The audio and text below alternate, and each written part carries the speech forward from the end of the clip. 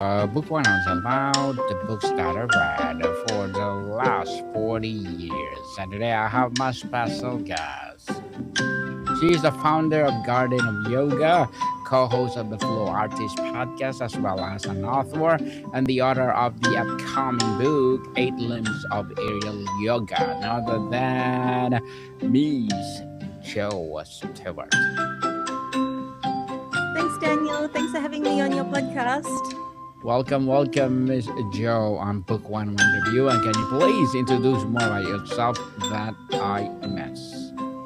Absolutely. Thank you. So, I've been teaching yoga for about 20 years, and aerial yoga came a little bit later, but it is now actually one of the main things that I teach. One of the reasons why I love it is we can use the aerial hammock to make the practices of yoga more accessible for different bodies, but actually also for different brains. A lot of my students at my studio are neurodivergent, and there are some really unique ways that the hammock can help with nervous system regulation, with sensory processing, as well as making the practices of yoga more adaptable.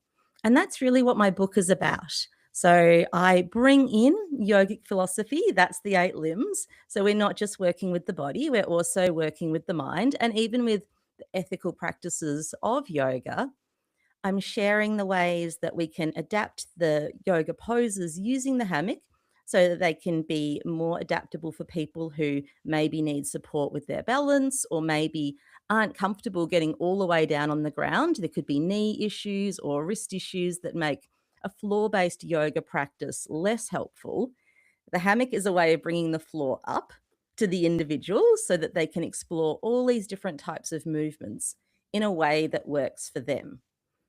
One of the things that I see about aerial yoga as it's often shared online is we see some circus type looking poses, which can be really fun and can be something to work towards if that's something that you want to do, if you want to expand your range of possibilities.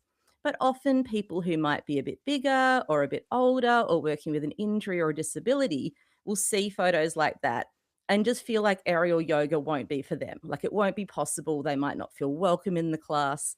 And that's something that I would really want to challenge and change with my book because actually the hammock can make so many practices more accessible, more adaptable, and I want to give teachers the tools to be able to meet the needs of lots of different people in their class.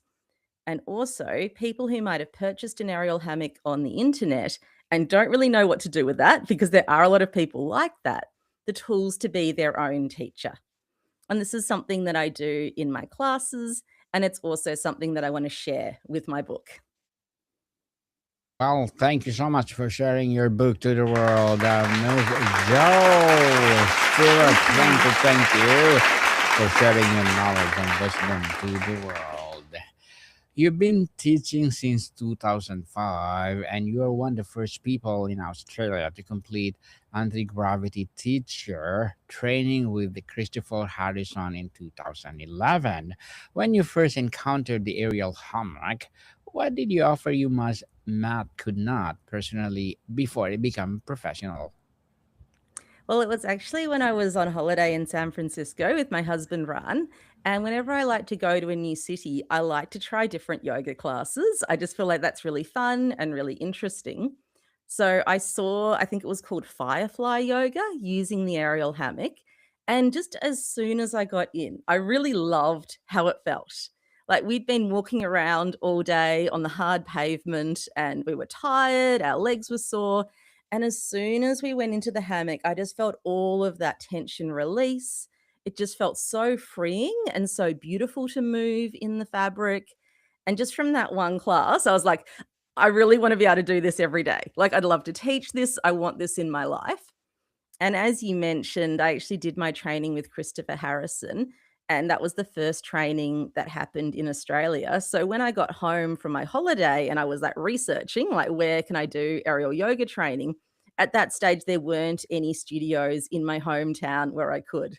So luckily, that training came up pretty soon after that. I just had subscribed to a Queensland Aerial Yoga Studios website, thinking maybe I'd go there sometime.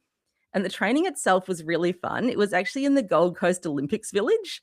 So it was all different people from all around Australia and different backgrounds as well, kind of staying together in these little cabins and doing aerial yoga together all day. So it was quite a learning curve having just done that one class and then a full week of classes, 9 to 5. Like I was pretty sore by the end of that week, but also very inspired. And as I mentioned, because in my hometown there weren't really any established aerial yoga studios, it meant that I had to build my own studio. So that was also part of my journey, making my own space. And yeah, I'm really like grateful and excited that I can share this practice in another way now with my book. Very well said, Ms. Joe. You've written thoughtfully about how aerial hammock can bring the floor up to people with knee issues, reducing load of vulnerability of vulnerable joints. What are the specific student or moment that made you realize that hammock was not just a fun variation but a genuine tool for success? Well, I think that in that first training, they did share that. But actually, I'm also an accessible yoga teacher and I also teach chair yoga. So I just realized how similar a lot of the chair yoga poses were for the hammock. Like it could be like a fluid floating chair. And I also am a Pilates teacher, and Pilates also has a lot of rehabilitation focus and some different machines that help to support the body in different ways. So I was also able to look to Pilates and see some of the movements that we might do on like the reformer machine, or there's another machine called the Cadillac that could also be adapted to the aerial hammock. So I feel like it's just the most versatile prop ever. So if you have familiarity with using props in yoga to help support your body in different ways, a lot of that can be adapted to the hammock. This one isn't so helpful for the people who are working with the knee issues, but even if you've used like a bolster in yoga where maybe you lie on the floor and like lie back over the bolster, you can even use the hammock the way that you use a bolster. And that also means that you can move your spine in different ways. A lot of movements become possible because the hammock supports our joints in different ways. So, even say, I don't know if you know pigeon pose from yoga, where your leg is bent in front of you, and it is a pose that a lot of people don't like because it hurts their knees. And so, obviously, that's not a good pose to do. But I have found that some people are able to put their whole leg in the hammock, and then when they bend it with the leg in the hammock, it just supports their joints in a different way. So they are actually able to get the benefits of that hip stretch in a way that they enjoy and a way that feels good in their bodies.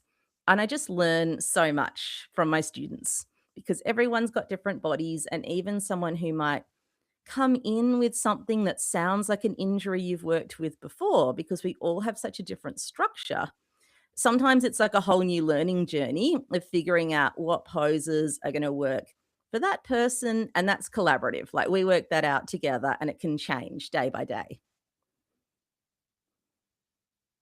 Certainly, Ms. Joe. You've been teaching free community classes with a great or with a Get Active in Deribin program since 2016, focused on marginalized communities. What did teaching in those spaces teach you about assess that you could not have learned in a paid studio setting?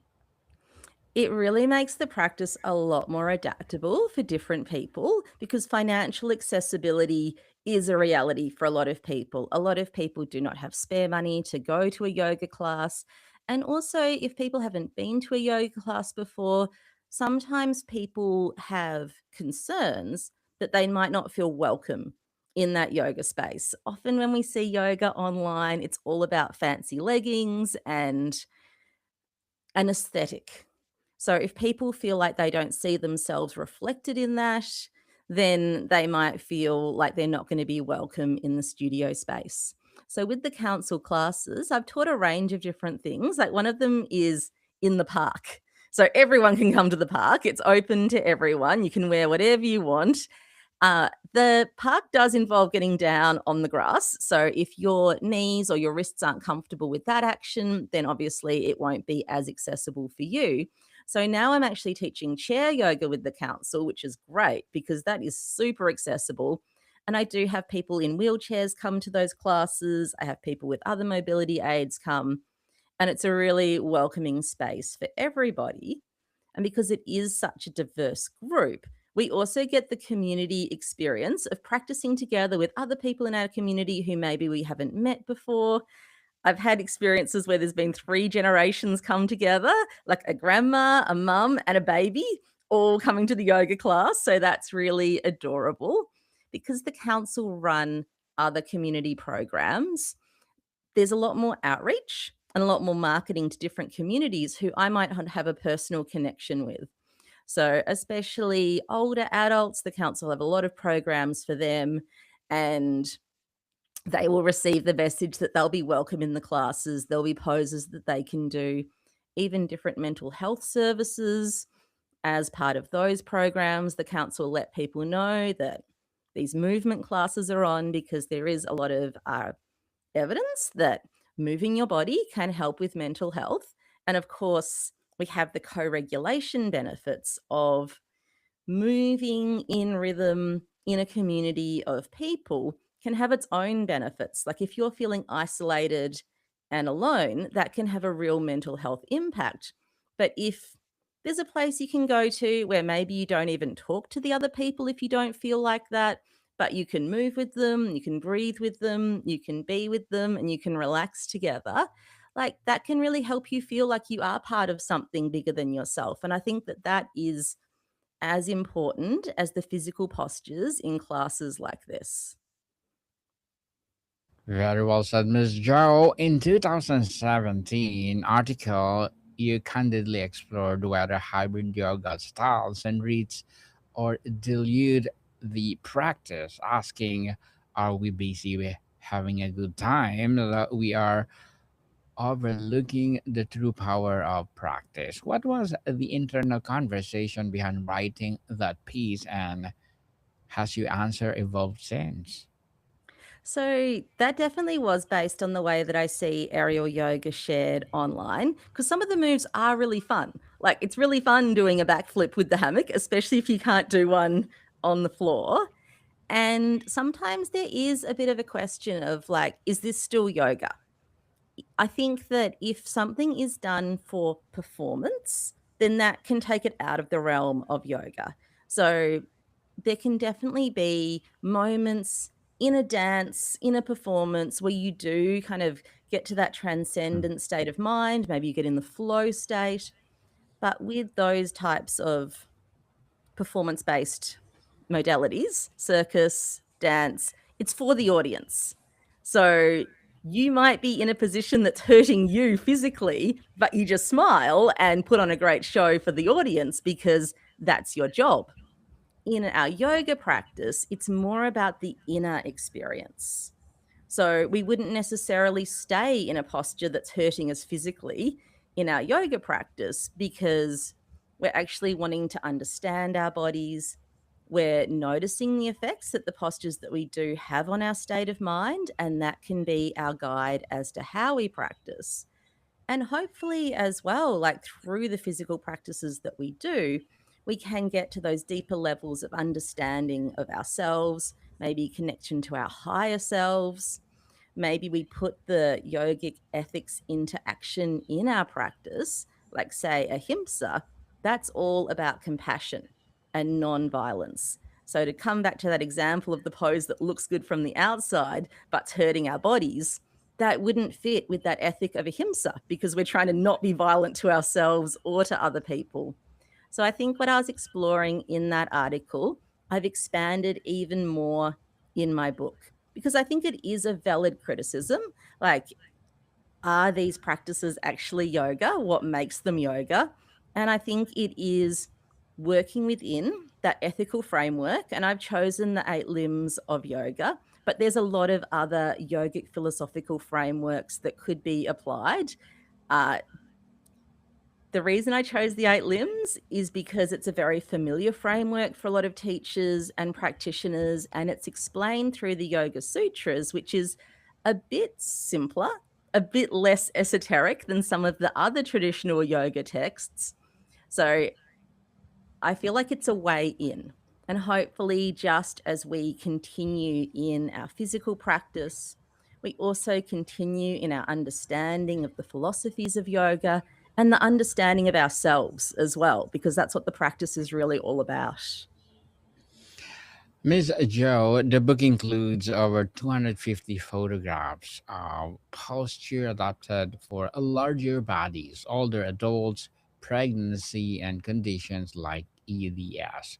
Was there a particular posture you photographed that made emotional seeing a body like yours or your students represented in a way they rarely are? Well, the postures that I shared are actually, I've kept it to the ones that I do see regularly because I do want to make it safe for people practicing at home. So I haven't necessarily done anything that's really a surprise because that could be a future book. Like that could be an experience level practitioner book, but I want people to be safe if they are practicing at home. I do actually recommend that anytime, especially if you're going upside down in the aerial hammock, you have another person present just in case you need help. But the photos that did help me that I did find were really emotional was actually the guest models who we had. One of the people in the front is Maggie Turner McWell. Maggie's 75, and she brought so much joy and energy and enthusiasm to her practice on the day. That was really lovely to be a part of. Wendy, who is another one of the models, she's shared as someone who has ADHD and autism in the book, and she shared some of her negative experiences going to yoga classes and feeling like she's the biggest person in the room and feeling like really like an outsider in those classes, feeling self-conscious, feeling stressed, and she brought so much calm and so much groundedness and such a sense of ease with her to her photos. She did a lot of the ones in the restorative section, so the energy that she brought to those pictures were perfect for those poses, so, like, that was really lovely as well, and my husband, Ran, is also in the photos, and we did the inversion section together, and even though I've just been talking about listening to your body, some of the poses were a real workout because I'm used to practicing the pose itself, but we weren't used to holding those transitional moments on the way to the pose, like step by step, for long enough to take a good photo. So it was like a whole new challenge for both of us. So I think the emotion for that one was relief when we were done and also tiredness. Though it was a really beautiful experience facilitated by the photographer. Her name's Danielle Raphael, and she's actually also a yoga teacher as well as a photographer. So I really trusted her vision to show like what's important in all of the poses. She really like I felt like she approached each photo like a work of art.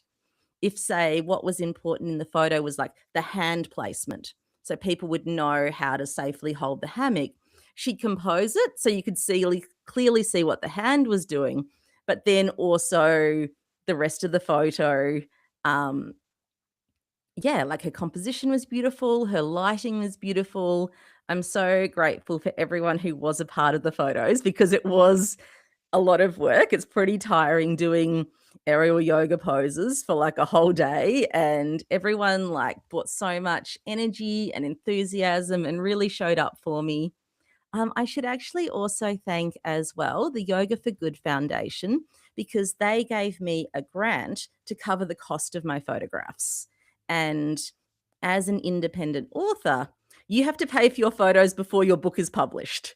And you kind of only make money from your book when it is published. So I couldn't have done those 250 photos without that grant funding. And I'm really grateful for Yoga for Good for actually making that possible for me, for meaning that I could like bring my imagination to life.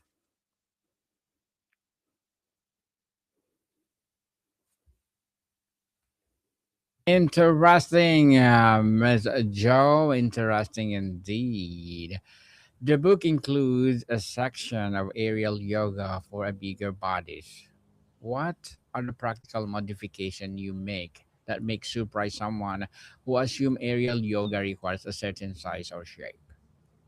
So, one of the things that can change is if your body is a bit bigger, you'll take up a larger volume in the fabric. So, sometimes hanging the hammock at a different height is helpful and necessary. So, we can adjust the hammock height as needed. The other thing that can be a factor is sometimes it can feel like the fabric can pinch you or press into you more, like there's more fabric pressure on your body. So the ways that we can adapt for that is we can add a bit more padding, like with it. I use these soft cushions, but you could also use a towel. You can choose a different fabric wrap. The moves where the fabric is really bunched up like a rope is the ones where it's going to dig into you the most. And if you do have a bigger body, you might feel that even more. The moves where the fabric is more spread out can be a less intense pressure because it's like a broader area of pressure. So that can help as well. Sometimes, as well, just giving people the space to have their own experience is really powerful. A lot of people who are bigger have had the experience of a yoga teacher doing too much, putting too much focus on them, kind of coming at them with all of these different options and all of these different props and all of these different modifications. And it can feel overwhelming and it can feel self conscious. And people have told me that they've felt like that in class, like suddenly them not being able to comfortably do a pose is the focus of the whole room. So I think that what can be helpful in the aerial hammock is you have your own space within the hammock. So you're not necessarily able to see everyone in the class the way that you can if everyone's on a mat. And I would rather everyone be comfortable. So rather than zeroing in on one particular person, I'll give options to everyone. So everyone has the option of making the hammock a bit more bunched up or a bit more spread out if they feel like the fabric is pressing into them. Everyone has the option of me adjusting their hammock height if they need it. I'll just share some different variations of the pose and also the ways that people can decide which one is best for them. Because sometimes another experience that people in bigger bodies can have is preconceptions. Because sometimes people are really strong and the teacher might just assume that they will only do the gentlest version of the pose when actually they would be comfortable in other options and not even given the space to work that out for themselves. So I think giving options in a way that everyone feels safe, like if there is a safety issue in aerial yoga, sometimes it's about grip strength. Like if there's a pose where you have to be strong enough to hold yourself with your grip strength, we'll do a couple of check-in poses on the way to that so people can feel that for themselves and then decide which option they're going to choose. So yes, I think it is that process of making sure you offer options that everyone in your class will be able to do, offer the different ways that we could adapt those poses, and not just make an assumption based on how someone looks as to what they're actually going to be capable of. Miss Joe, to wrap up our discussion for today, your book is dedicated to helping professionals, yoga teachers, psychotherapists, occupational therapies, adapt aerial practice for mixed groups and diverse needs.